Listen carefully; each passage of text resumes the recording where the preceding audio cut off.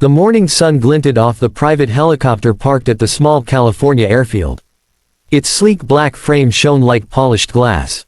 Standing beside it, tapping her heels impatiently, was Ava Kingsley, a 31-year-old billionaire CEO known for her sharp tongue and even sharper expectations. "Where is the mechanic?" she snapped at her pilot.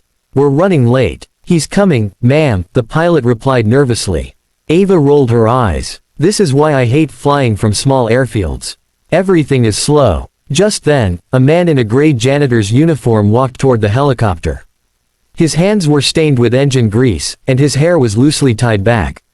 Ava froze. Her eyebrows slowly lifted. "That's your mechanic?" she asked, incredulous. The pilot hesitated. "Well, he's technically the janitor.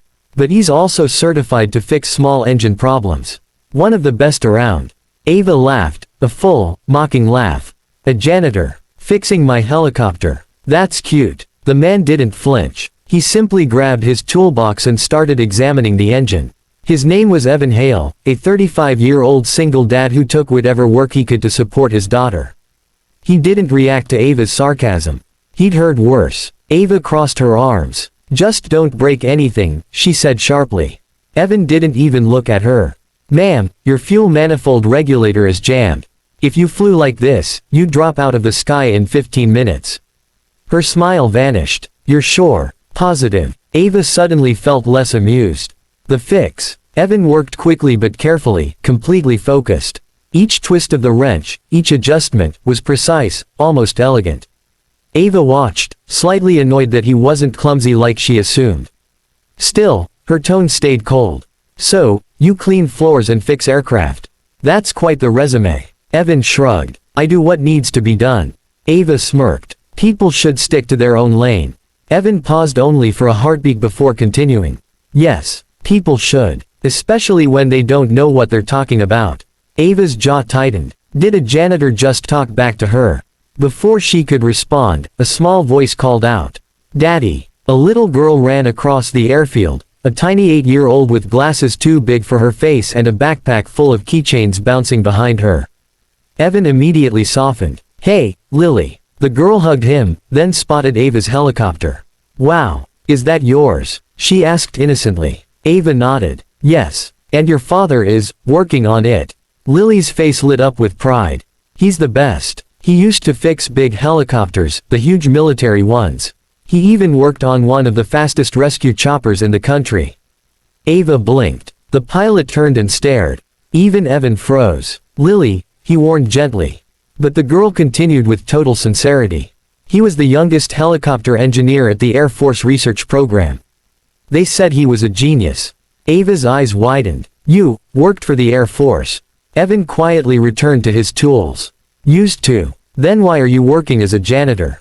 she pressed. Evan didn't answer. Lily, however, did. "Because mommy got sick, and daddy had to stay home with me. He quit everything for us." Evan closed his eyes briefly. "Lily, sweetheart, go wait by the truck." The little girl nodded and skipped away. Ava felt a strange heaviness in her chest. The man she mocked was once an elite engineer. The reveal. Ava stepped closer. "So your daughter says you were a genius." Evan finally looked up, wiping sweat from his forehead. "I wasn't a genius. I just had opportunities and responsibilities that were more important." "Your wife," Ava began softly. "She passed," Evan said simply. 5 years ago. Ava's throat tightened. She hadn't expected to feel guilt. She wasn't used to apologizing. "I didn't know." "You didn't ask." Her pride and confidence crumbled a little. She watched him work, now seeing the skill in every motion. The calm focus. The expertise. The hands of a man who had once held a far bigger career, and let it go for someone he loved. Within minutes, he stepped back. "You're good to fly now," he announced. Ava cleared her throat. "What do I owe you?" "Nothing extra," he replied. "It's part of the job." Ava frowned. "You just prevented a mid-air disaster. That's worth something. I'm just glad you'll be safe." The sincerity hit her harder than she expected. The incident. Ava boarded the helicopter. The rotors spun. The blades cut the air. But something inside her felt unsettled. As they lifted off, she kept glancing down at Evan and Lily, who waved happily. The image lingered in her mind more than it should have. 10 minutes into the air, the pilot spoke. "Ma'am, your engine is running smoother than it ever has." Ava exhaled. "Yes. Thanks to the man I laughed at." But before she could finish, the helicopter hit a violent air pocket.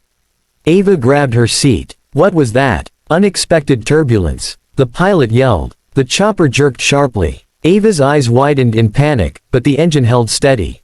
Smooth. Powerful. Perfect. Evan's work was flawless. It carried them through the turbulence with zero mechanical strain.